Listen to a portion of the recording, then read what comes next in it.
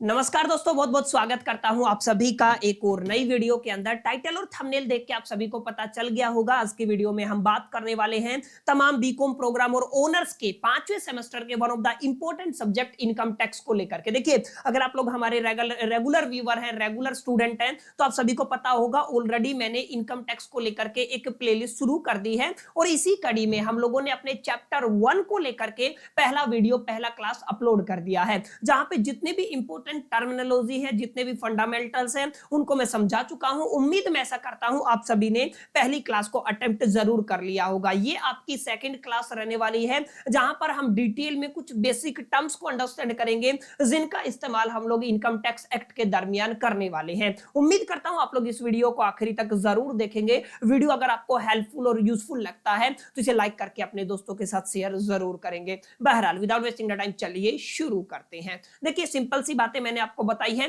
Chapter 1 को लेकर के सेकंड क्लास रहेगी, तभी समझ में आएगी जब आप पहली क्लास को अटेम्प्ट कर लेंगे। आज की वीडियो का एजेंडा मैं शुरू से ही क्लियर कर चुका हूं। आज हम बात करने वाले हैं कुछ बेसिक और इंपॉर्टेंट टर्म्स को, जिनका इस्तेमाल हम लोग इनकम टैक्स एक्ट को पढ़ते वक्त जरूर और मल्टीपल टाइम्स करने वाले हैं। अब इनको स्पेशल पढ़ने का कारण समझिए। जैसे हम इनकम टैक्स के अंदर एक पर्सन की डेफिनेशन को इवेलुएट करने की कोशिश करते हैं। मान लीजिए पर्सन शब्द आ गया, तो पर्सन का मतलब हमारे लिए तो कोई भी व्यक्ति हो गया, व्यक्ति को ही पर्सन बोलेंगे। क्या किसी भी कंपनी को आप लोग पर्सन बोलोगे? नहीं बोलोगे। क्या किसी भी पार्टनरशिप फर्म को पर्सन बोलोगे? नहीं बोलोगे। क्या किसी भी एसोसिएशन ऑफ पर्सन या फिर एसोसिएशन ऑफ इंडिविजुअल या बॉडी ऑफ इंडिविजुअल को आप लोग पर्सन बोलोगे? नहीं बोलोगे। लेकिन जो आपका इनकम टैक्स एक्ट है वो बोलता है। दैट्स व्हाई ये कुछ ऐसी टर्म है जिनको हमें पढ़ना जरूरी है, जिनको अंडरस्टैंड करना जरूरी है, और इनके सेक्शंस को भी प्लीज आप लोग याद रखिएगा। जैसे अगर मैं बात करता हूं पर्सन की डेफिनेशन, तो अगर आप लोग इनकम टैक्स एक्ट खोलते हैं 1961 के अंदर और सेक्शन 2 खोलते हैं और सेक्शन 2 के अंदर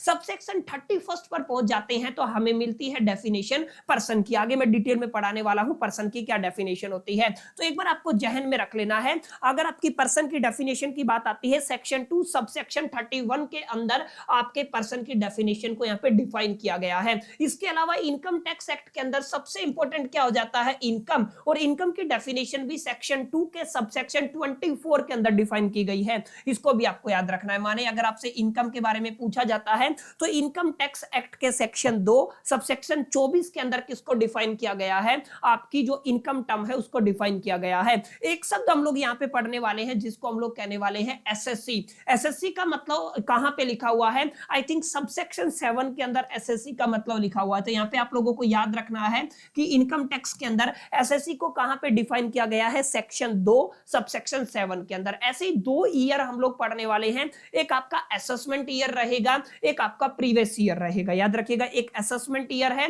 एक आपका प्रीवियस ईयर है। अगर आप लोग ध्यान से देखेंगे, प्रीवियस ईयर सेक्शन 3 के अंदर डिफाइन किया है, वही असेसमेंट ईयर आपके सेक्शन 2 के सबसेक्शन 9 के अंदर डिफाइन किया गया है। और एक इंपॉर्टेंट टर्म हम लोग पढ़ेंगे ग्रोस टोटल इनकम के अंदर। आपको कोई सेक्शन याद रखने की जरूरत नहीं है। हाँ, टोटल इनकम के लिए आपको सेक्शन 5 पढ़ना पड़ेगा। क्लियर? तो अभी हम डिटेल में इन तमाम डेफिनेशंस को गो थ्रू करने वाले हैं। मैं गारंटी देता हूं आप लोगों को एक एक चीज समझ में आएगी। पर आप लोग एक बार इस लेक्चर को शुरू करने से पहले इन तमाम चीजों को जरूर पढ़ लीजिएगा। अब बात करते हैं हम लोग वन बाय वन करके एक एक टर्म को अंडरस्टैंड करने की। देखिए, सबसे पहली टर्म क्या है? सबसे पहली टर्म है आपकी पर्सन को लेकर के, कि पर्सन एक ऐसी यूनिट है जो टैक्सेबल होती है। माने क्या कहती है? आपका इनकम टैक्स एक्ट कहता है पर्सन के अंदर जो जो डेफिनेशंस हमने डाल दी, जो जो कैटेगरी हमने डाल दी, वो तमाम कैटेगरीज क्या होंगी? वो टैक्सेबल होगी। माने उनको क्या पे करना पड़ेगा? टैक्स पे करना पड़ेगा। और यही आपका पर्सन की डेफिनेशन ही है जो आपके इनकम टैक्स एक्ट को थोड़ा कॉम्प्लिकेटेड बनाती है। माने पहले एक बार आप हम समझ लेते हैं,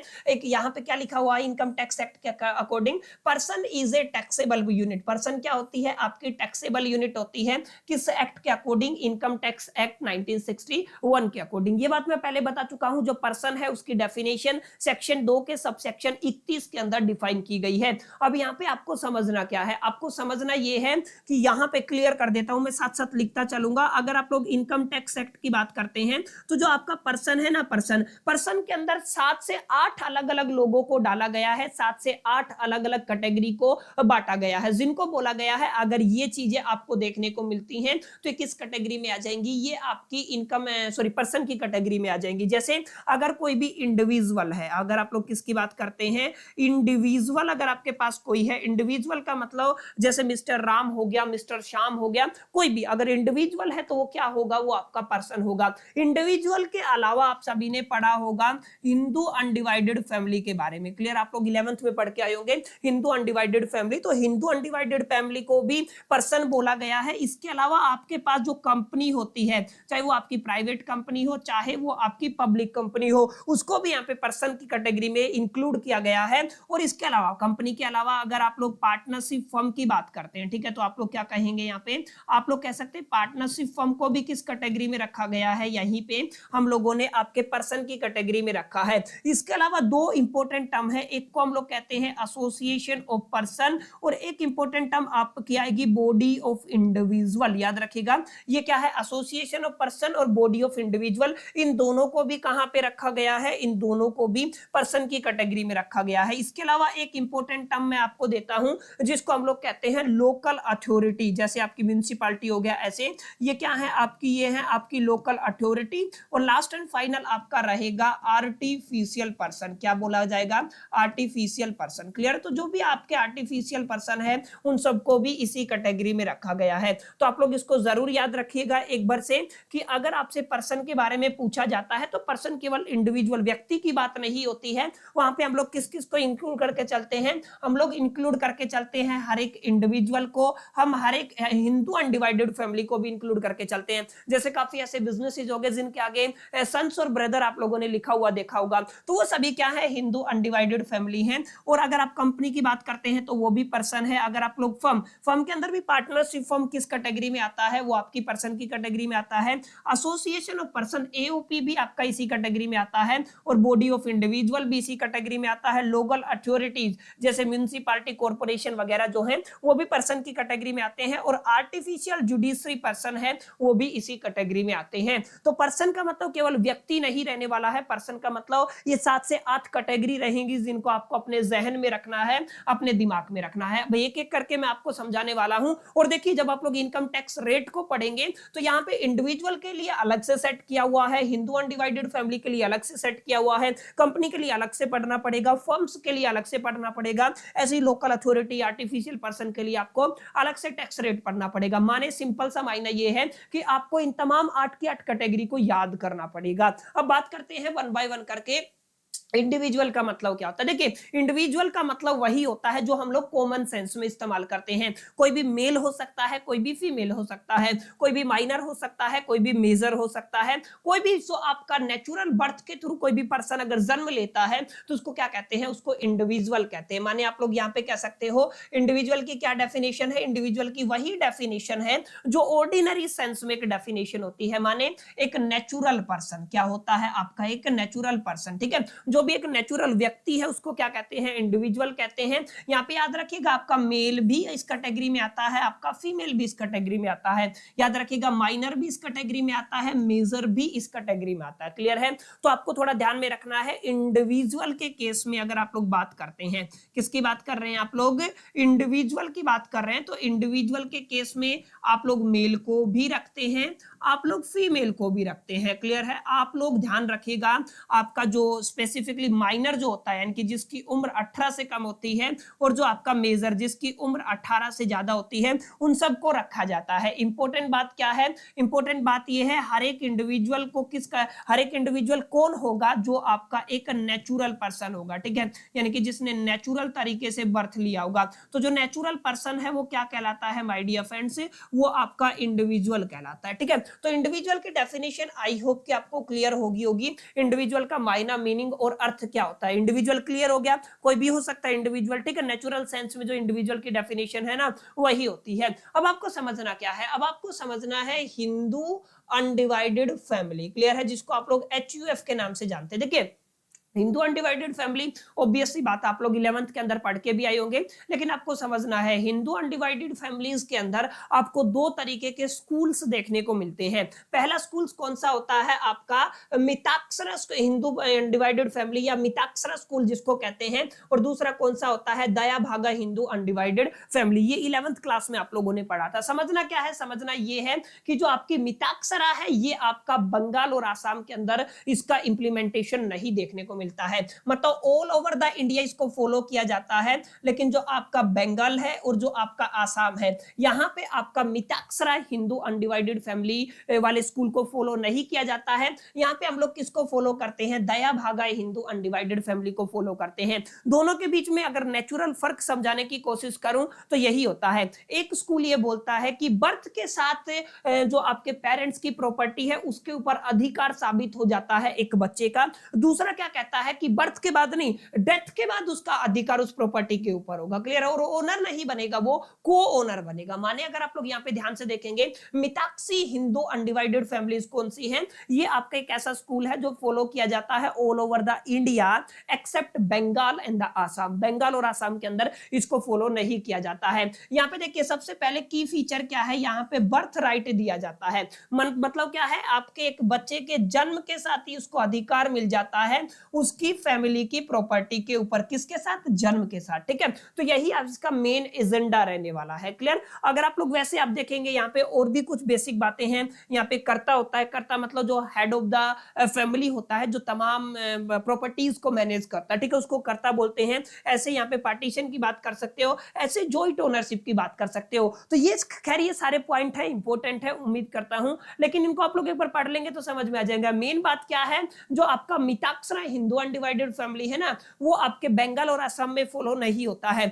इसके लिए एक अलग से स्कूल बनाया गया जो क्या है आपका दया भागा हिंदू अनडिवाइडेड फैमिली। और मैंने क्या बताया, यहाँ पे आपका नो बर्थ राइट रहेगा, माने जन्म के साथ अधिकार नहीं होगा। यहाँ पे पेरेंट्स की, या फिर मैं स्पेसिफिकली बात करूं फादर की मौत के बाद, डेथ के बाद इसका अधिकार होता है, क्लियर है। Do not gate A share by the birth, property is इनहर्टेड after the father's death. ध्यान रखिएगा, यहाँ पे प्रॉपर्टी को इनहर्ट किया जाता है after the death of the father, clear है। ये एक बुनियादी फर्क है, याद रखिएगा। जो भी फादर की डेथ के बाद जो भी सन वारिस बनेगा उसको को ओनर की कैटेगरी में रखा जाएगा, क्लियर। तो ये भी आपको याद रखना, ठीक है। तो यहाँ पे आप लोगों को याद रखना है जो आपकी हिंदू अनडिवाइडेड फैमिलीज हैं वहां पे दो तरीके के स्कूल्स को फॉलो किया जाता है। एक क्या है, दूसरा कौन सा है आपका दया भागा, इसको याद रखना है। क्या है आपका दया भागा है, ठीक है। ये स्पेशली कहां पे, आपके जो बंगाल है, क्या है आपका बंगाल है, और बंगाल के अलावा दूसरा कौन सा है, आसाम है, इसके लिए इसको बनाया गया है।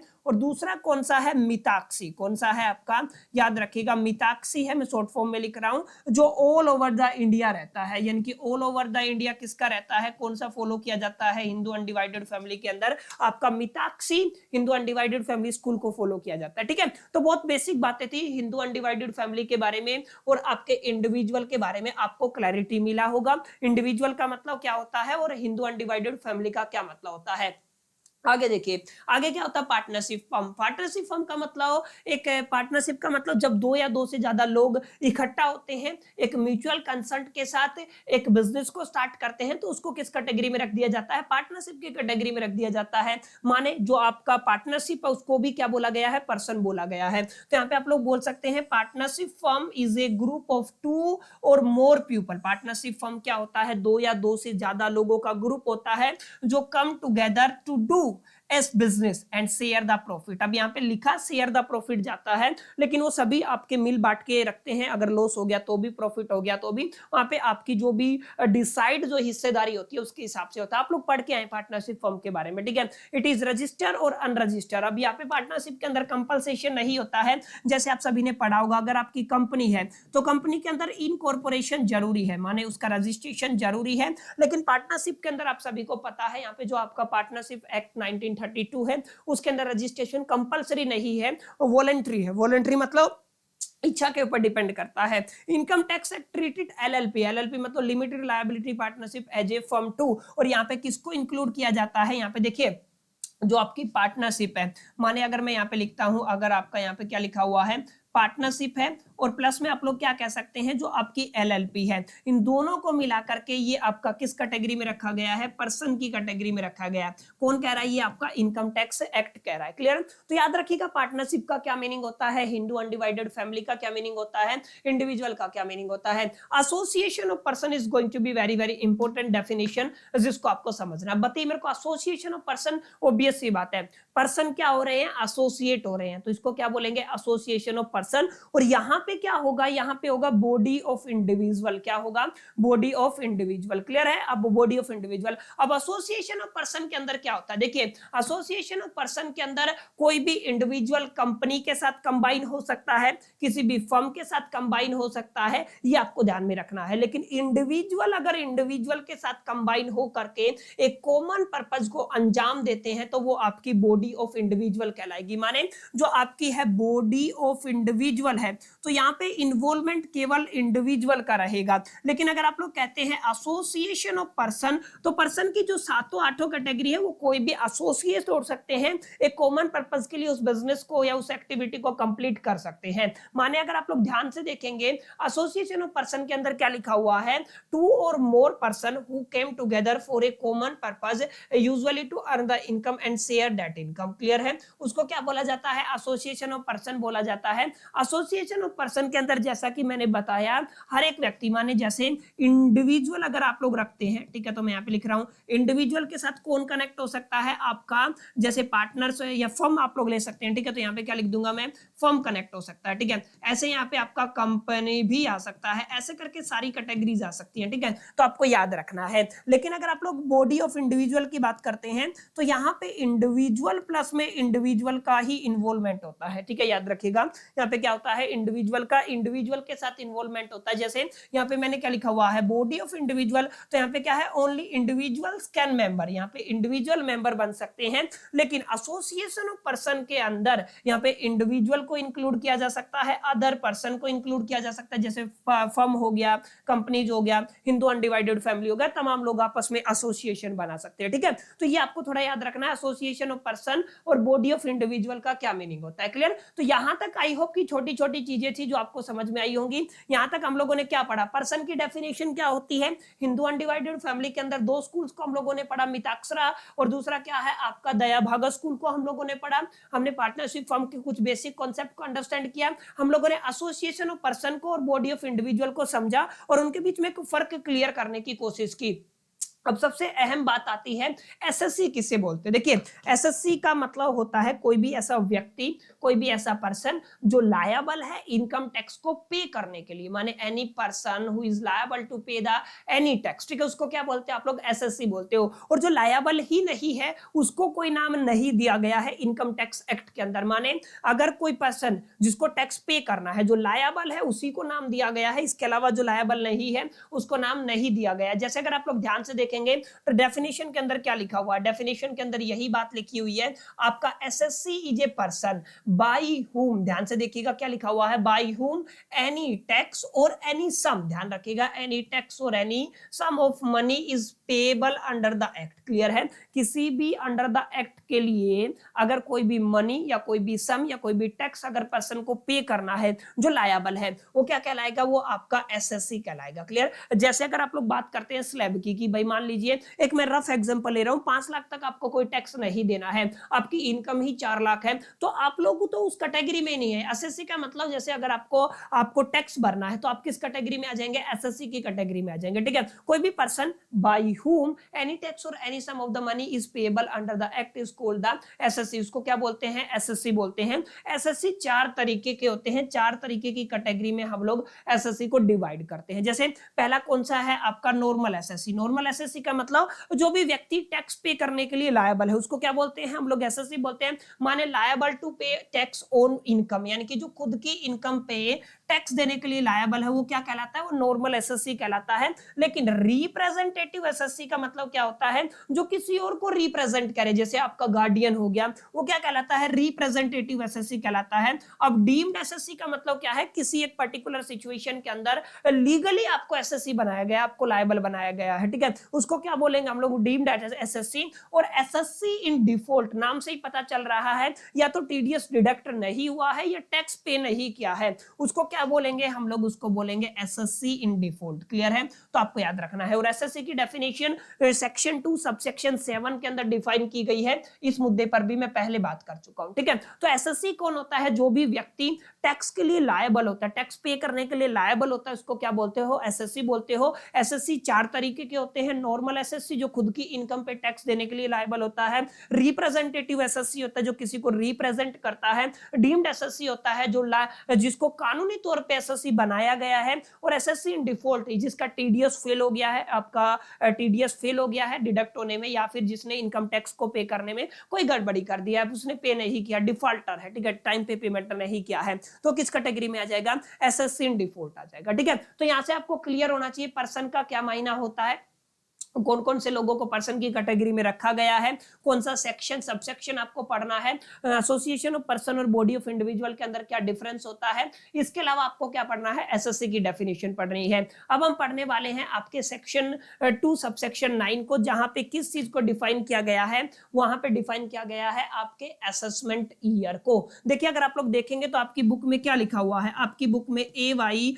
आपका 2025 और 26 लिखा हुआ है, माने AY का मतलब होता है असेसमेंट ईयर 2025 और 26। अब मैं बात आपको बहुत अहम बात समझाने वाला हूं जिस पर आपको जरूर फोकस करना है। क्लियर है, देखिए 2 ईयर होते हैं, एक आपका असेसमेंट ईयर होता है, एक आपका प्रीवियस ईयर होता है। एक असेसमेंट ईयर होता है, एक आपका प्रीवियस ईयर होता है। असेसमेंट एसेस करना, एसेस का मतलब कैलकुलेट करना, जिस साल आपकी इनकम के ऊपर टैक्स को कैलकुलेट किया जाता है, टैक्स पे किया जाता है, टैक्स को डिडक्ट किया जाता है, उसको क्या बोलते हैं, उसको असेसमेंट ईयर बोलते हैं। माने जैसे अभी की अगर मैं बात करता हूं, अभी आपका क्या चल रहा है, अभी आपका 2025-26 चल रहा है। क्लियर है, तो 2025 और 26 है, ये आपका एक साल है। इस पूरी साल मैंने इनकम को अर्न किया है। क्लियर है, क्या किया है, आपकी इनकम को अर्न किया है। मैंने पहले भी बताया था जो आपका इनकम टैक्स है वो कैसा होता है, वो ईयरली कैलकुलेट होता है, तो पूरी साल को आपको पकड़ के चलना पड़ेगा। ये जो आपका 25-26 है,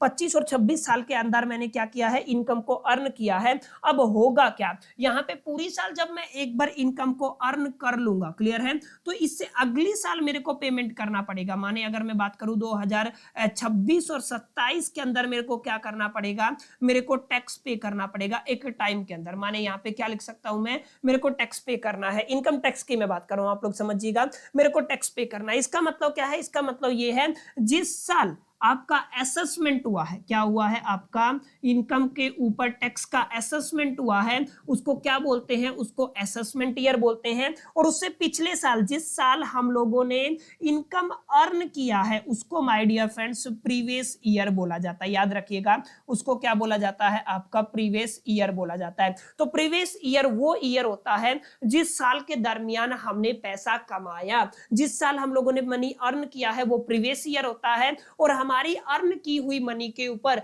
जिस साल हम लोग टैक्स देते हैं वो क्या होता है, असेसमेंट ईयर होता है। और याद रखिएगा असेसमेंट ईयर कब से कब तक होता है, याद रखिएगा, जैसे मैं पिछली साल की बात करता हूं, अगर हम 2024-25 की बात करते हैं, जैसे मैंने क्या कहा 2024-25 में जिन लोगों ने पैसा कमाया, तो यहाँ पे आप लोग क्या लिख देंगे, 2024 और 25 में जिन लोगों ने पैसा कमाया, ये कौन सा है, ये आपका प्रीवियस ईयर है। याद रखिएगा ये क्या आ जाएगा, आपका ये प्रीवियस ईयर है। तो इस साल जिन लोगों ने पैसा कमाया वो पैसा कब पे करेंगे, वो इस साल पे करेंगे। माने वो कब पे करने वाले हैं, 2025 और 26 के अंदर पे करने वाले हैं। तो ये जो 2025-26 है ये क्या बन गया, आपका असेसमेंट ईयर बन गया, और ये क्या बन गया, आपका प्रीवियस ईयर बन गया। क्लियर। अब आपको ध्यान क्या रखना है, ध्यान ये रखना है इसके टाइम पीरियड का। अगर आप लोग देखेंगे 1/4/2025 जैसे यहाँ पे अगर मैं लिखना चाहूं तो मैं क्या लिखूंगा, 1/4/2025 से लेकर के हम लोग यहाँ पे मेंशन कर सकते हैं 31/3/2025 और यहाँ पे कितना आ जाएगा 26 को हमें पेमेंट करना है।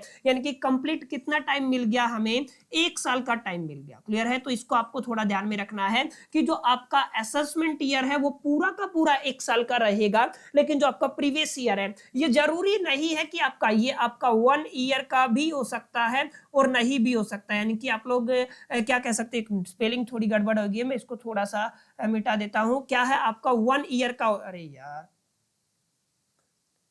क्या हो सकता है आपका 1 ईयर का हो सकता है, माने ये मे और मे नोट दोनों कैटेगरी आपकी बन सकती है। ऐसा क्यों है, ध्यान से समझना। देखिए जरूरी नहीं है कि आप लोगों ने इनिशियल लेवल पे अपने बिजनेस को शुरू किया हो। मान लीजिए मैंने अक्टूबर में अपने बिजनेस को शुरू किया, तो अक्टूबर से और उस पर्टिकुलर टाइम तक मेरे को इनकम पे करना पड़ेगा। तो जो आपका प्रीवियस ईयर है, प्रीवियस ईयर आपका 1 साल का हो भी सकता है और नहीं भी हो सकता है, बट जो आपका असेसमेंट ईयर है ना, वो पूरा का पूरा 1 साल का रहेगा। 1 अप्रैल से लेके 31 मार्च तक ये इसका टाइम पीरियड होता है। याद रखिएगा, इसका टाइम पीरियड क्या होता है, 1 अप्रैल से लेके 31 मार्च तक आपका टाइम पीरियड होता है। जिस साल आपने पैसा कमाया वो प्रीवियस ईयर कहलाएगा, जिस साल उसके ऊपर असेसमेंट हुआ, कैलकुलेशन हुआ टैक्स का, वो आपका असेसमेंट ईयर कहलाएगा। क्लियर? तो इसको आपको थोड़ा ध्यान में रखना, ठीक है।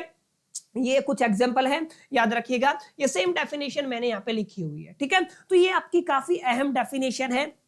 असेसमेंट ईयर क्या होता है और आपका प्रीवियस ईयर क्या होता है, यहां से क्वेश्चन आता ही आता है। क्लियर है? इस चीज को भी आपको थोड़ा ध्यान में रखना है। आगे देखिए, प्रीवियस ईयर कहां पे मेंशन है, सेक्शन 3 के अंदर मेंशन है। मैं बता चुका हूं, जिस साल आप लोगों ने पैसा कमाया वो आपका क्या होगा, प्रीवियस ईयर होगा। तो यहाँ पे क्या लिखा हुआ है, financial year in which income is earn. जिस साल आपने पैसा कमाया वो क्या कहलाता है, वो आपका प्रीवियस ईयर कहलाता है। क्लियर है? अब यहाँ पे एक्सेप्शन की भी मैं बात कर चुका हूँ। प्रीवियस ईयर आपका मे और मे नोट भी अभी बताया ना, क्या है आपका मे और मे नोट, ठीक है। कितने की बात हो रही है, आपके 1 साल की बात हो रही है, ठीक है। ये आपका 1 साल का हो भी सकता है और नहीं भी हो सकता है, इस चीज को आपको याद रखना, ठीक है। कंडीशनल है, एक्सेप्शन है, ठीक है। और यहाँ पे आप लोग याद रखिएगा, जो आपका प्रीवियस ईयर का जो टाइम पीरियड है वो क्या रहता है, 1 अप्रैल से लेकर 31 मार्च सेम रहता है। यानी कि आपका जो टाइम पीरियड है यहाँ पे भी क्या रहेगा, यहाँ पे आपका रहेगा 1/4 से लेके आपका कहां तक आप लोग जाएंगे, 31/03 तक, ठीक है। याद रखिएगा, ये आपका टाइम पीरियड होता है। किस केस की बात कर रहे हैं हम लोग, प्रीवियस ईयर की बात कर रहे हैं। तो आपकी जो किताबों पे अभी आपको जो किताब लेनी है वो आपको असेसमेंट ईयर 2025 और 26 की लेनी है। अगर आप लोग कोई और किताब ले लेंगे तो ऑब्वियस सी बात है उसके अंदर चीजें बदलेंगी। डेट्स व्हाई इनकम टैक्स काफी इंपॉर्टेंट सब्जेक्ट हो जाता है और बिना टीचर की हेल्प के इसको पढ़ना करीब करीब आपके लिए डेंजरस हो सकता है, ठीक है। तो उम्मीद करता हूं ये दोनों डेफिनेशन आपको क्लियर हुई होंगी। असेसमेंट ईयर क्या होता है, बहुत बुनियादी डेफिनेशन है, और आपका प्रीवियस ईयर क्या होता है, ये भी बहुत बेसिक डेफिनेशन है। अब समझिए मेरी बात, क्लियर है? अब समझना क्या है, आपका ग्रोस टोटल इनकम जीटीआई क्या होता है। किसी सेक्शन के अंदर इसकी डेफिनेशन नहीं है, लेकिन आपको समझना है ग्रोस टोटल इनकम का मतलब क्या होता है। ग्रोस टोटल इनकम का मतलब है जितने भी तरीके हैं जिनसे पैसा कमाया जा सकता है उन सब का टोटल कर देते हैं इनकम को, तो क्या कहलाता है, वो ग्रोस टोटल इनकम कहलाता है। माने यहां पे देखिएगा, अगर मैं यहां पे आपको लिखूं तो कोई भी पर्सन है, क्लियर है, आप लोग याद रखिएगा, अगर कोई भी पर्सन है वो जितने तरीके से पैसे कमा सकता है उनको कहते हैं इनकम टैक्स के अंदर हेड्स ऑफ इनकम। क्या कहते हैं आपके, हेड्स ऑफ इनकम। और इनकम टैक्स एक्ट के अकॉर्डिंग टोटल 5 हेड बनाए गए हैं। याद रखिएगा, टोटल कितने हेड हैं आपके, 5 हेड है, ठीक है। तो जो आपका प्री पर्सन है वो कितने तरीके से पैसे कमा सकता है, 5 तरीके से पैसे कमा सकता है। सबसे पहला तरीका उसकी सैलरी का है। माने अगर वो क्या करता है, वो अगर सैलरी से पैसा लेके आता है, इनकम फ्रॉम द सैलरी, ये क्या है आपका पहला हेड रहेगा। अगर वो दूसरा आपका क्या रहेगा, income from the house property. House property के अंदर आप लोग ये मान के चल सकते हैं, मान लीजिए रेंट वगैरह है, ठीक है, तो रेंट से भी पैसा आता है, तो ये क्या होगा, income from the house property होगा। तीसरा जो मेथड रहेगा हमारे पास, तीसरी जो इनकम रहेगी वो कहां से रहेगी, इनकम फ्रॉम द बिजनेस और ए प्रोफेशन। याद रखिएगा, इनकम फ्रॉम ए बिजनेस और ए प्रोफेशन। अच्छा, ये क्या होगा, कैपिटल गेन के केस में भी आपका इनकम होता है। कैपिटल गेन का मतलब मान लीजिए आपके पास कोई एसेट था, उस एसेट को आप लोगों ने सोल्ड कर दिया, ठीक है, यानी कि आपके पास एसेट था वो बेच दिया है, तो उससे जो इनकम आता है वो क्या होगा, कैपिटल गेन होगा। अच्छा, जो इन चारों में सेट नहीं होता उसको हम लोग अदर सोर्सेज की कैटेगरी में रख देते हैं, ठीक है। तो 5 हेड है जिनके अंदर आपकी टोटल इनकम कैलकुलेट होती है। और ये जो आपके हेड्स ऑफ इनकम है ना, ये इनकम टैक्स एक्ट के सेक्शन 14 के अंदर डिफाइन किए गए हैं। कितने के अंदर डिफाइन किए गए हैं, सेक्शन 14 के अंदर डिफाइन किए गए हैं। मैं दोबारा से रिपीट कर देता हूं, इसमें इनकम फ्रॉम द सैलरी आता है, इनकम फ्रॉम बिजनेस या प्रोफेशन आता है, इसके अंदर आपका कैपिटल गेन आता है, इसके अंदर आपका income from the house property property जिसको रेंट बोलते हैं वो आता है, और पांचवा अदर सोर्सेज से इनकम आता है। याद रखिएगा ये ग्रोस टोटल इनकम है, और ये जो ग्रोस टोटल इनकम बनी ये आपकी बिफोर डिडक्शन बनी है। क्लियर है? क्या कहेंगे आप इसको? बिफोर डिडक्शन, माने यहाँ पे डिडक्शन नहीं हुआ है। अब यहाँ पे मैं ये भी क्लियर कर देता हूँ, आगे हम आने वाले वक्त में पढ़ेंगे आपके कुछ सेक्शन है, माने आपका जो सेक्शन 18C से लेके और आप लोग ये मान के चल सकते हैं सेक्शन 18U के अंदर कुछ रिलैक्सेशन इनकम टैक्स के अंदर दिए गए हैं जिनको हम लोग डिडक्शन कहते हैं। ठीक है, तो ये आपका माइनस करना पड़ता है। ठीक है, तो जो आपका ग्रोस टोटल इनकम है यानी कि 5 हेड से जो इनकम आया उसको टोटल कर दिया तो वो क्या कहलाता है? वो ग्रोस टोटल इनकम कहलाता है। यानी कि आपकी जो 5 हेड से जो इनकम आई उसका टोटल कर दिया तो क्या कहलाएगा? वो कहलाएगा my dear friends gross total income, और ये आपका बिफोर द डिडक्शन है। ध्यान रखिएगा, मैं बार बार एक ही बात बोल रहा हूं, बिफोर डिडक्शन है। अगर आप इसके ऊपर डिडक्शन लगा देते, माने जो ग्रोस टोटल इनकम है अगर इसके ऊपर आप लोगों ने डिडक्शन लगा दिया तो वो नेट टैक्सेबल अमाउंट या टोटल इनकम बन जाता। आगे हम पढ़ेंगे, फिर उसके ऊपर टैक्स रेट अप्लाई करके और हम लोग इनकम टैक्स को कैलकुलेट कर लेते हैं। अभी के लिए आप लोग सिर्फ इतना समझे, हेड्स ऑफ इनकम को कहां पे डिफाइन किया गया है? सेक्शन 14 के अंदर डिफाइन किया गया है। बिफोर द डिडक्शन 5 हेड बनते हैं जिसको आप लोग क्या कहते हैं? जीटीआई बोलते हैं, ग्रोस टोटल इनकम। और मैंने बताया ग्रोस टोटल इनकम के अंदर से अगर आप लोग डिडक्शन कर देते हैं according to the section 18C to the 18U, ठीक है, sorry 80C to the 80U, तो आपका क्या बन जाता है? वो आपका my dear friends total income बन जाता है। क्या बन जाता है? आपका टोटल इनकम बन जाता है। जैसे अगर टोटल इनकम का फॉर्मूला क्या है? आप लोगों ने सबसे पहले क्या निकाला? ग्रोस टोटल इनकम निकाला, उसके अंदर से आपने डिडक्शन कर दिया किसके according? According to the section 80C to the 80U। ठीक है, यहां पे हम लोग पढ़ेंगे ये क्या होते हैं, आगे चैप्टर आएगा 80C से 80U के बारे में। ठीक है, अभी जो टोटल इनकम है ये आपकी टैक्सेबल इनकम है। जो आपकी ग्रोस टोटल इनकम है this is not a taxable income. ये क्या नहीं होती है? ये आपकी टैक्सेबल इनकम नहीं होती। याद रखिएगा, नॉट ए टैक्सेबल इनकम, इसको क्या बोला जाता है? ये टैक्सेबल इनकम नहीं है। क्लियर? तो उम्मीद करता हूं इतनी बातें आपको समझ में आई होंगी। जैसे अगर आप देखेंगे ग्रोस टोटल इनकम 5 लाख बना है, अगर हम डिडक्शन लगा देते हैं अंडर द सेक्शन 80C तो यहाँ पे 1.5 लाख बनता है, तो मेरे को यहां से माइनस करना पड़ेगा, माने 5 में से 1.5 गया तो 3.5 लाख मेरे पास से टोटल इनकम आया है। ठीक है, या net income for the tax. ठीक है, इसके ऊपर हम लोग क्या अप्लाई करेंगे? इसके ऊपर हम लोग टैक्स रेट अप्लाई करेंगे, प्लस में इसके ऊपर अगर आप लोग सेस अप्लाई कर देते हैं तो यहां पे ये क्या कैलकुलेट कर सकते हो? आप लोग कैलकुलेट कर सकते हो। अगले लेक्चर में हम पढ़ेंगे क्या? आपका इनकम टैक्स। ठीक है, तो आगे मैं पढ़ाऊंगा, प्रैक्टिकल क्वेश्चन करने वाले हैं अपकमिंग लेक्चर्स के अंदर। थ्योरी पार्ट यहीं तक रहेगा। उम्मीद करता हूं तो ग्रोस टोटल इनकम का कॉन्सेप्ट समझ में आ गया होगा और आपका टोटल इनकम का कॉन्सेप्ट समझ में आ गया होगा। कुछ एब्रीविएशंस है जो आप लोग जरूर एक बार स्क्रीनशॉट ले लीजिए, पढ़ लीजिएगा। जैसे पीवाई का मतलब क्या होता है? Previous year. एवाई का मतलब असेसमेंट ईयर। आईटीआर का मतलब इनकम टैक्स रिटर्न होता है। टीसीएस का मतलब टोटल कलेक्टेड एट सोर्स, और टीडीएस का मतलब क्या होता है? Tax deduction at source, sorry tax collected at source and tax deducted at source. ठीक है, तो ऐसे करके कुछ एब्रीविएशन है, याद रखिएगा। आपको याद रखेंगे तो काम आएंगे इनकम टैक्स के दरमियान जब हम न्यूमेरिकल्स को सोल्व करेंगे। 2 पेज है जिनको आप लोग डेफिनेटली याद कर सकते हैं। तो आज की वीडियो में हमने क्या क्या सीखा? आज की वीडियो में हमने सीखा कि कुछ इंपॉर्टेंट टर्मिनोलॉजी को, जैसे पर्सन की डेफिनेशन क्या होती है? पर्सन के अंदर आपका इंडिविजुअल को हम लोगों ने पढ़ा, हिंदू अनडिवाइडेड फैमिली को हम लोगों ने पढ़ा, कंपनी को हम लोगों ने पढ़ा, हम लोगों ने पार्टनरशिप फर्म को पढ़ा, association of person, body of individual को पढ़ा, आर्टिफिशियल पर्सन को हम लोगों ने पढ़ा, और जो भी लीगल अथॉरिटीज है ये सब किसके अंदर आती है? पर्सन के अंदर आती है। इसके बाद हमने क्या पढ़ा? इसके बाद हम लोगों ने पढ़ा कि एग्जैक्टली इनकम क्या होता है, और सेक्शन 14 के अकॉर्डिंग 5 हेड को पढ़ा हम लोगों ने, ग्रोस टोटल इनकम को पढ़ा, टोटल इनकम को पढ़ा। इसके अलावा हमने क्या पढ़ा? इसके अलावा हमने 2 ईयर पढ़े, एक असेसमेंट ईयर क्या होता है, एक आपका प्रीवियस ईयर क्या होता है। क्लियर? तो कुछ इंपॉर्टेंट टर्मिनोलॉजी थी। उम्मीद करता हूं इस लेक्चर की हेल्प से आपको सारी चीजें समझ में आई होंगी। लेक्चर आपको हेल्पफुल लगा होगा, यूजफुल लगा होगा। कुछ करेक्शन अपडेट देना चाहते हैं तो आप कमेंट करके जरूर बताइएगा किस तरीके से हम लोग अपकमिंग लेक्चर्स को बेहतर बना सकते हैं। और अगर आपको यूजफुल लगा ये सेशन तो छोटा सा कमेंट जरूर कर दीजिएगा, वीडियो को लाइक करके अपने दोस्तों के साथ शेयर जरूर कर दीजिएगा। चलिए मिलते हैं नेक्स्ट पार्ट के अंदर, जब तक के लिए मैं तो ऑल द बेस्ट, लकी।